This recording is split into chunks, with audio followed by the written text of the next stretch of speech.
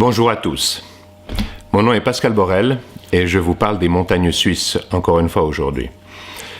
Ça va être un peu le coup de gueule de la semaine, si j'ose dire, parce que quand j'observe ce qui se passe au niveau de la santé, au niveau politique et au niveau économique, je me dis que la machine est complètement déraillée.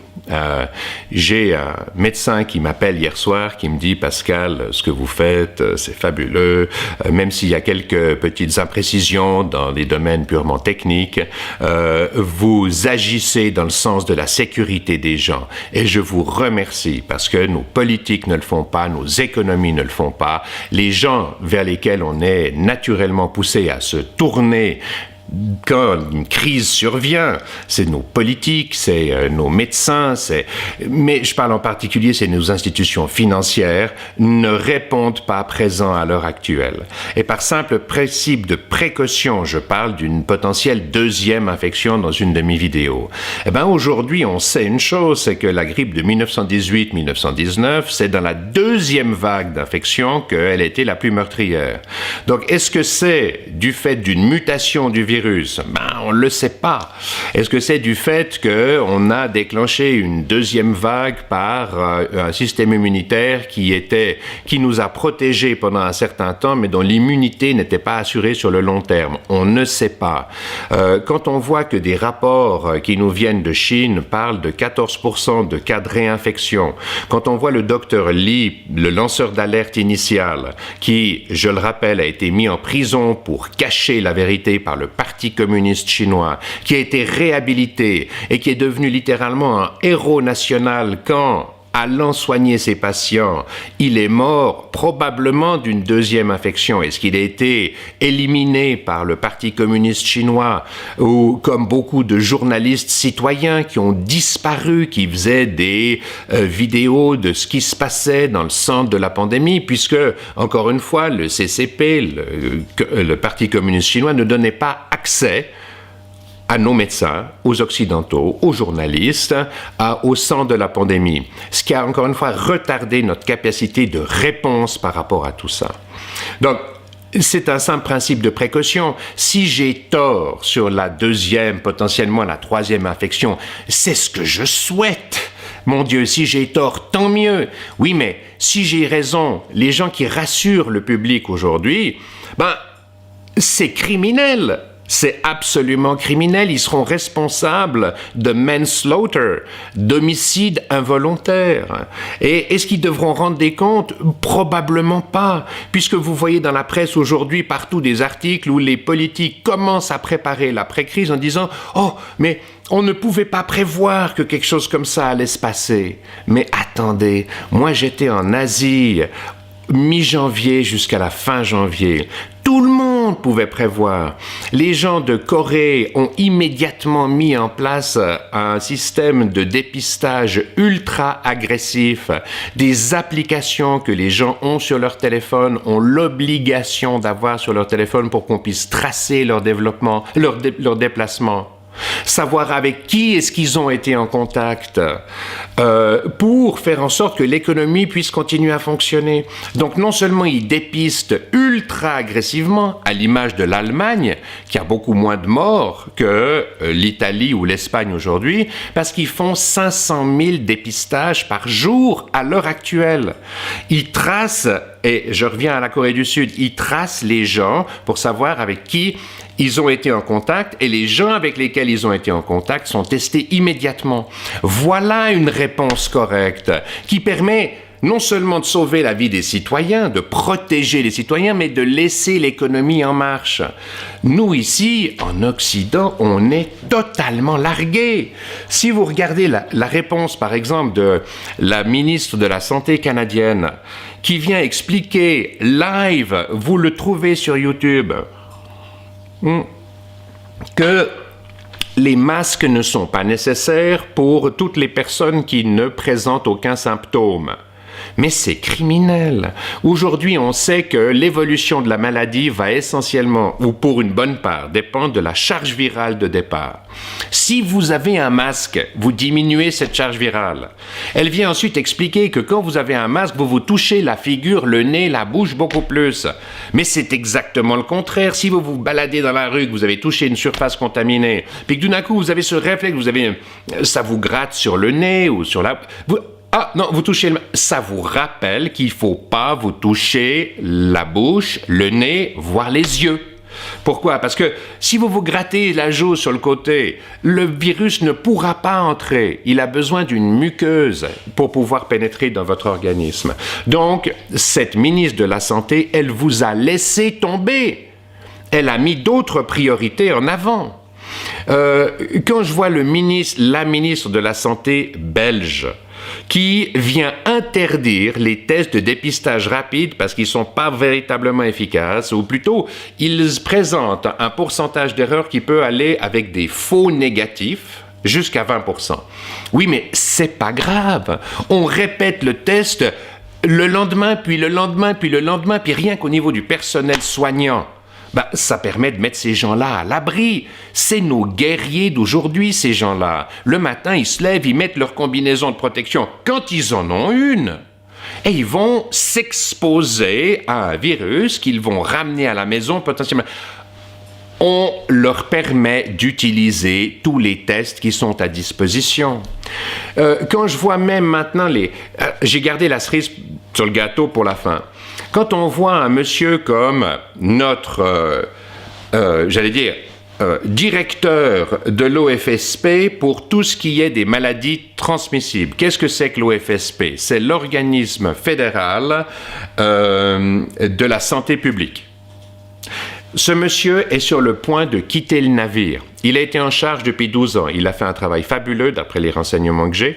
Oui, mais le problème, c'est que quand on est capitaine du bateau en pleine tempête, on ne peut pas se permettre d'avoir l'hélicoptère qui arrive, qui vous treuille hors du bateau. Et puis, je vais rester là comme consultant. Le capitaine ne quitte pas le bateau en pleine tempête. C'est insensé, c'est une trahison. Même si on est remplacé par quelqu'un d'ultra compétent, non, le capitaine quitte le navire après la tempête, pas pendant. C'est une évidence. C'est une trahison. Eh bien, ces gens-là vous trahissent. Ils vous trahissent à travers leur comportement. Le monsieur Corr en question va vraisemblablement prendre une retraite certainement bien méritée. C'est évident, encore une fois, sur la base de ses qualités, de ce qu'il a rendu comme service à la nation. Oui, mais... Voilà, on s'est compris. J'aimerais maintenant passer à un autre exemple, c'est l'exemple des médias. Dans les médias, on a relayé abondamment le fait de discréditer un monsieur comme le professeur Raoult, qui, je me permets de le dire, éditait et publiait déjà en 2005 sur les effets antiviraux de l'hydrochloroquine alliée au zinc. Alors, il se fait ridiculiser, alors il n'a peut-être pas une très bonne façon de communiquer, mais en attendant, c'est un monsieur qui est certainement un des meilleurs spécialistes de la planète à ce niveau-là. De plus, les médias auraient quand même pu se rendre compte, s'ils s'y étaient intéressés, qu'en Corée du Sud, on a commencé ces traitements immédiatement pour les cas graves, avec un pourcentage de succès en termes de capacité de guérir et en termes de capacité de ne plus être contagieux assez rapidement du fait de la diminution de la charge virale. Et les médias commencent par ridiculiser les gens, puis ensuite, évidemment, pris de remords, ils viennent les encenser, faisant un tout petit erratum en page 28 qui passe complètement inaperçu. Les médias doivent être tenus pour responsables de ce qu'ils nous communiquent et de l'opinion publique globale. C'est eux qui construisent l'opinion publique. Donc, encore une fois, vous devez aller chercher l'information là où elle est, j'allais dire, non filtrée par le politiquement correct et autres. C'est une évidence. Maintenant, j'aimerais parler de vous. Aujourd'hui, vous êtes à la maison. vous êtes avec les êtres qui vous sont le plus proches, les gens que vous aimez le plus, vos enfants, votre femme, votre mari, ou que vous détestez le plus, ça peut être le cas aussi, petite plaisanterie. Mais bref, vous avez le temps de la réflexion. Nous sommes en quarantaine pour une énorme majorité d'entre nous. Donc, vous devez maintenant comprendre ce à quoi vous êtes exposé et qui sont les responsables de la situation dans laquelle on est. Parce qu'ils viennent vous dire « Ah, mais on ne pouvait pas prévoir. » Bien sûr qu'on pouvait prévoir. On avait tous les datas pour ça. Mais aujourd'hui, on n'en a pas tenu compte. Et même quand on a l'exemple de ce qui est fait juste à côté de chez nous, ou de l'autre côté de la planète, mais par les médias, on est informé, quand on voit que Singapour fait juste, que la Corée du Sud fait juste, que Taïwan fait juste, qui a une des meilleures réponses aujourd'hui à cette pandémie, et qu'on n'accepte toujours pas à l'intérieur de l'OMS, du WHO, pour des raisons purement politiques. Mais comment est-ce qu'on peut accepter une chose pareille? Je veux dire, c'est un peu le coup de gueule, quoi. Je peux pas comprendre que on prive les peuples, les citoyens de leur liberté à ce point-là. C'est dément. Et vous savez, les peuples ont les libertés qu'ils méritent, et qu'ils ont su conquérir. Moi, je suis fier de la Suisse, parce que la Suisse, c'est pas juste un petit pays qui fait du fromage et du chocolat, des petites montres qui font tic-tac, tic-tac, tic-tac de façon très précise. Non. La Suisse, dès 1291, est devenue, j'allais presque dire, la première démocratie de la planète. Bien avant Cromwell, bien avant nos amis français qui, eux, sont pourtant le moteur de l'expansion des démocraties après la Révolution française dans toute l'Europe occidentale. Oui, mais la Suisse, on avait un demi-millénaire d'avance en termes des structures démocratiques que les cantons primitifs ont donné à leurs citoyens. Et est-ce que vous croyez que ça s'est fait dans le bonheur et la béatitude ? Qu'on était tous, on a négocié avec les Habsbourg, la chevalerie de la Haute-Allemagne, en disant que c'était dans l'intérêt du plus grand nombre dans nos cantons qu'ils abandonnent le joug sous lequel, la dictature dans laquelle évoluaient les quelques cantons primitifs ou Rieschwitz-Unterwald à l'époque. Mais non, ça s'est fait dans des combats sanglants. Et en 1291, l'armée suisse, enfin le début de ce qui est devenu l'armée suisse, a endeuillé toute la chevalerie de la Haute-Allemagne. Ces gens-là, ils ont mis 20 ans à se reconstruire. Ils sont revenus en 1315 et ils se sont fait massacrer une deuxième fois par les paysans suisses, entre guillemets. Et là, ils ont signé une paix de 100 ans. Et 100 ans après, à l'année près, c'est la bataille de Marignan, c'est 1415. Et la chevalerie de la Haute-Allemagne se refait massacrer une troisième fois. Je dis pas qu'on n'y a pas laissé des plumes. Oui, mais on a conquis ce qui est devenu la base de la Suisse aujourd'hui. Une société dans laquelle on essaye de donner des libertés à des citoyens. J'ai toujours été très fier de ça.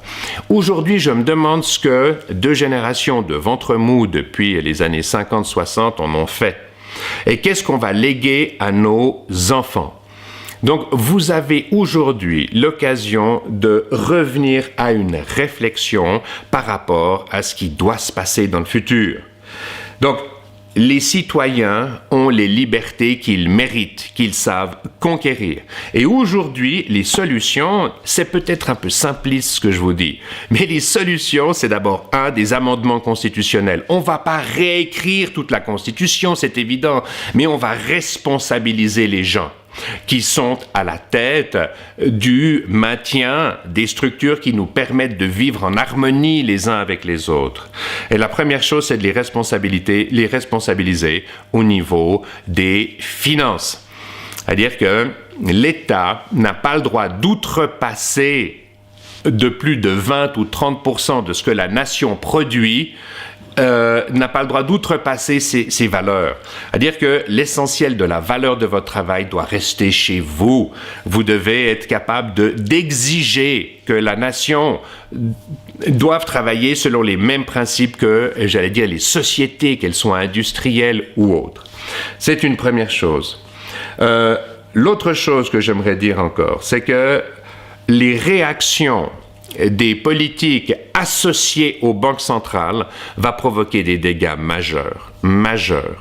Parce qu'aujourd'hui, on utilise l'argent des concitoyens, de vos taxes, de vos impôts, pour soutenir les gens qui n'en ont pas véritablement besoin ou qui ne le méritent pas.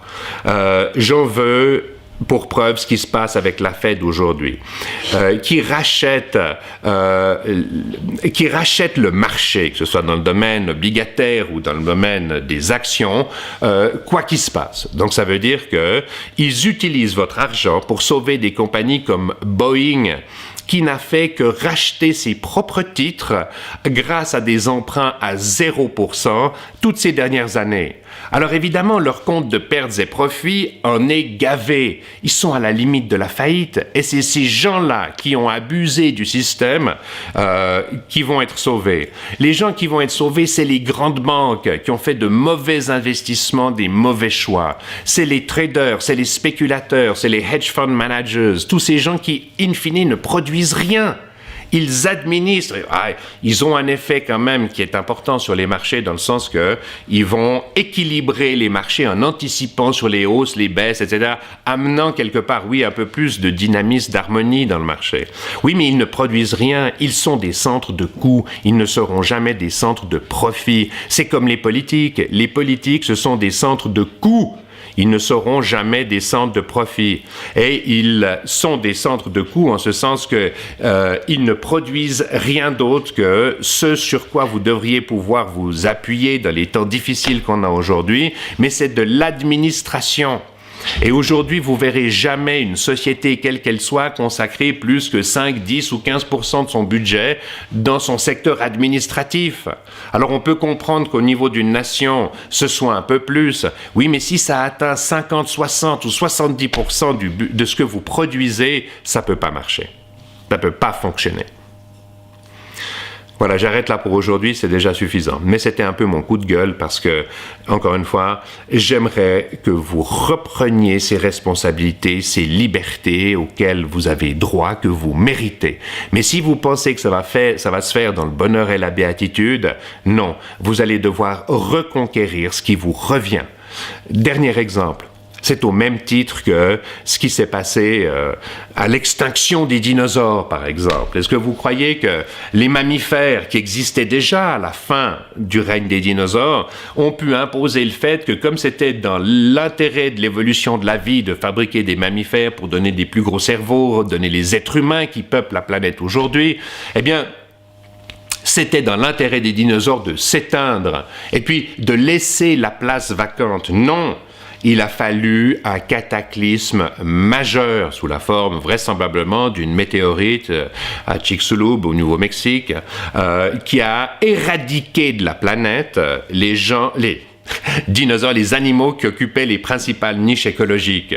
Eh bien aujourd'hui, est-ce que vous croyez que les politiques vont vous laisser la place parce que c'est dans l'intérêt du plus grand nombre? Mais non! Il faut adapter les structures qui vont leur imposer de faire ce qui est dans votre intérêt. Et vous devez le conquérir, vous devez prendre ce temps de réflexion maintenant, parce que vous l'avez, parce que vous êtes avec vos proches, pour penser à votre futur, à ce que vous allez léguer aux générations futures.